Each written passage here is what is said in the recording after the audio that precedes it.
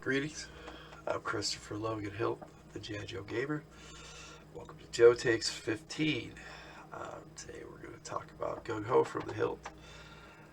This will be part 5 of our Operation Dungeon Siege, and the first part in our G.I. Joe Goldbricks part, because we had Cobra Convergence 7 last month. This month we're doing all Joe characters, so let's get right into it by taking a look at Gung Ho. Now, it'll be full disclosure here. I ended up having to buy a new Gung Ho. I had mentioned that in an earlier video. That my original Gung Ho actually had the upper torso, arms, and head of Gung Ho. Actually, I think the arms were from the 92 version as well as the legs. But I managed to acquire an original from a vintage from 1983, and this one is in really good shape, and it wasn't that bad price wise. I picked it up on eBay for a little bit of nothing, and the seller shipped it to me pretty quick. So I've had it for about a month now. It's been sitting here on my desk waiting for this video. The tattoo, man, I love that old tattoo. And I didn't remember that he had a knife on the boot and the pistol. I remember the pistol. I remember those things on the side. As a kid, I didn't know those were for his grenade launcher, even though I should have. But definitely, as I got older, I did. And grenades on his vest. I have a lot of fond memories of Gung Ho, but that's the classified. As for the classified figure, I mean, with her too. So we'll start by taking a look at the first one that came out, but we'll look at like we normally do. We'll take a look at the box art first. I like the box art on this one. He's number 7 in the series. Let's see if I can do this right today. And box art. I like the box art. I didn't find a really decent one, and now I have a scanner. I should have scanned this myself, but I didn't because I had other pictures. But moving forward, I probably will do that myself if I can't find a decent enough pick. And that's the standard back on that. This Gung Ho, not so bad. I don't mind it. Then of course we have the retro one come out, and I had to open it, but here's the card art for that, and these file cards are just, I don't know. It's nice to have a file card again, but it's kind of ridiculous. So these things would look great on the wall. The problem with that is I did pick up another one for that purpose, and so I do have it. This is my carded example of Gung Ho. I don't have a 3 3/4 inch version of Gung Ho on card, but even the modern line, I only picked him up in box sets and stuff, and so I have a lot of Gung Ho figures, but most of them are out of the package. And this would be the only one that's going to stay in the package. Now, my cat, actually, I had these on the wall over here, and I guess I had them too low. She actually knocked him off the wall, and so it jacked up that. It's still intact, and I'll probably, before I put it back on the wall, reinforce that with a little bit of tape or something. I don't know. It depends on how I feel about it, because I know that once they put the tape on, it's got to stay. But that's a carded Gung Ho. So that would take us to the classified versions, and I did want to, like I said, I wanted to do a good do a good comparison when they came out. I like the gloves. There was a lot of things I liked about this figure. I was happy to get a Gung Ho. That early in the line, though, I was kind of surprised that they thought of Gung Ho. Now, this is the issue a lot of people have with this figure, is the mohawk and the mustache isn't all that great. So we will put his dome cover back on because that's the way we roll here. His weapons were okay. I mean, that was his grenade launcher there, and with his grenade launcher shells on the side here. I did like the fact that it was in black. I liked the camo. His vest was cool. I still like the Joe Pros. I don't know why a lot of people don't. My issue is the backpack. I mean, this they just won't stay. So I never. I maybe I'm putting them on wrong. I don't know. They're okay. I mean, they're not exactly Nerf guns, but they could be Nerf guns. I mean, they're really boxy and square, but I mean, this one is probably the best one, and it's also the hardest to get in his hand.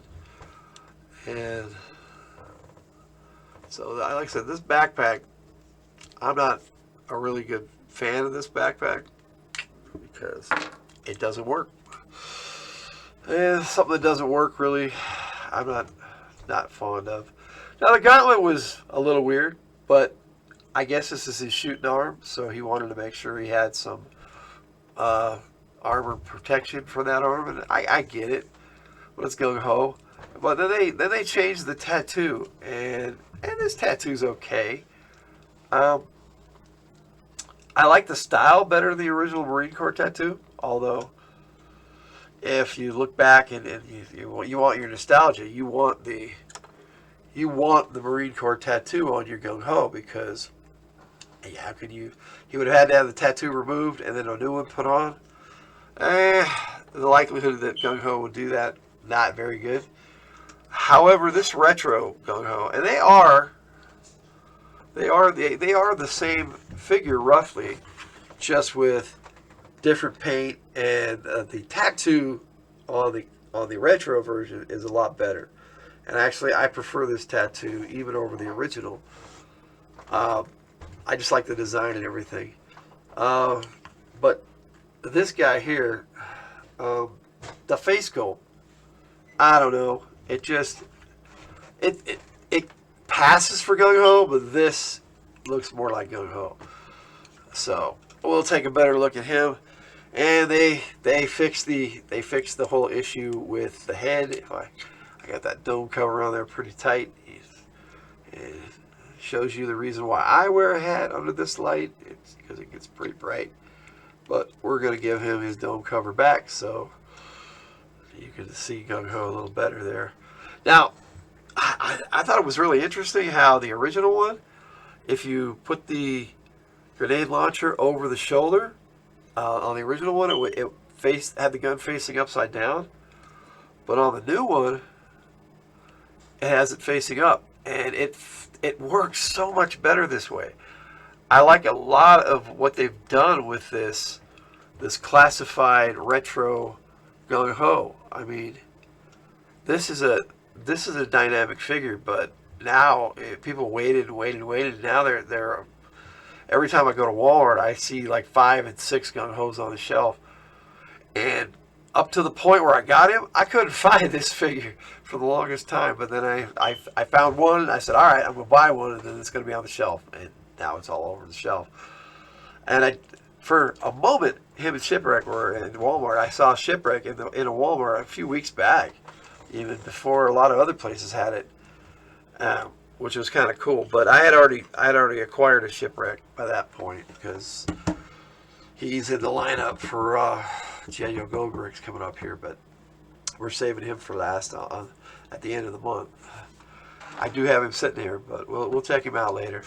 Now, the comparison I wanted to do between these two figures, though, as I was saying, is they are the same height, so they're the same figure, as you can see.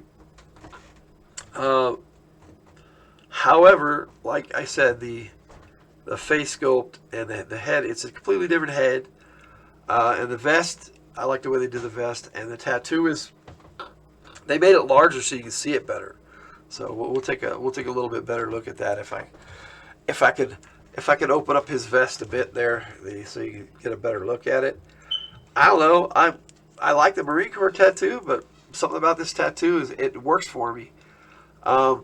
They did a pretty good job on making the backpack at least resemble the vintage backpack. So can't complain. But that grenade launcher It's pretty much spot on, except for the way it goes over the shoulder. But I actually prefer the way it is on the retro. So I'm really happy with this figure. I'm glad it came with a battle stand. I think that all the classified figures should come with a battle stand. I don't know why they don't. I think Hasbro has missed the boat on that one. And of course, then he's got that little dinky pistol that it works for a sidearm, I guess. But for Gung Ho, you know, all he needs is that combat knife and that grenade launcher, and Gung Ho's good to go. But there we are. So Gung Ho as a Joe, I've seen his file card many times where he is listed as E7. That's generally where they put him, which would be a gunnery sergeant in the Marine Corps because he's the G.I. Joe Marine. He was the first G.I. Joe Marine. I never really cared for Leatherneck. I know a lot of guys do, but Gung Ho was the Marine for me because that's who I you know, when I started watching G.I. Joe, that was my G.I. Joe Marine. As far as the comics are concerned, he showed up in issue 11, which he's not on the cover for that one, but he was featured probably in this one. It was oddly enough an Arctic setting, and he showed up like this in the Arctic, wearing just his vest. And it was like, they made some comments about it, and I don't know if Larry Hama did that for humor effect or to show that Gung Ho was trying to be tough in front of his new Joe teammates. I don't know. I think they maybe had to do it for licensing reasons, because they even had Torpedo wearing his wetsuit all the time on land missions. It was weird. Very rarely did he not. This is the first cover I could find that had Gung Ho prominently featured on the cover. I like this cover, hit with Roadblock, Tripwire, and Snake Eyes. I think it's one of the better ones, but a lot of those ones in the 40s had really good covers. I mean, my favorite character appeared in the 40s as well, not too long after that. Storylines for Gung Ho in the comics, I liked when he first showed up. That was an interesting storyline, but he was more probably featured in a mission with Stalker, Breaker, and Snake Eyes, and Quinn actually showed up in that adventure too. And Snake Eyes and Quinn went off on their own thing, but Gung Ho had to deal with a crocodile, and it was him and the Stalker got bit on the leg in that one, and Gung Ho dealt with the crocodile. It was pretty cool. Well, Stalker actually dealt with the crocodile. It's been a long time since I read those. I love the Larry Hama run on G.I. Joe, but when you get into it, you read it, and you read them all, and it's a lot to take in sometimes. Not that I don't mind. But as far as the comics is concerned, I know this is just supposed to be a great cover. When Sergeant Slaughter showed up, he actually knocked Zartan out, who was pretending to be Gung Ho at the time. That was kind of neat. Gung Ho wasn't really after that very prominent in the series of the cartoon. I mean, in the comic, but in the cartoon, he showed up right away in the Mass Device, Menace of the Mass Device, the very first G.I. Joe miniseries. He was in Revenge of Cobra. He's always had a lot of cool parts. Thinking back of some of the cooler Sunbow episodes with him, Battle for the Train of Gold. There's Primordial Plot, I think, where him, Scarlet, and Flint went to this island where Cobra was making dinosaurs. That was kind of a bizarre episode, but you know, it was the 80s. They had to throw dinosaurs in there somewhere, I guess. But Gung Ho, I think one of my favorite moments with Gung Ho is in the cartoon is when he drove off in a vamp after being thrown off a horse, and he said there's more than one way to ride off into the sunset, and then he drove off, and Duke said happy trails, Gung Ho. That was a cool moment for Gung Ho. He had a lot though, as far as the cartoon is concerned. Gung Ho like I said, he was really featured very well in the cartoon. Uh, so there's that. As far as, like I said, his rank, he started out as an E7, but a lot of his file cards also had him listed as an E9, which is either a Master Gunnery Sergeant, well, Master Guns is what they call it, would be E8. But the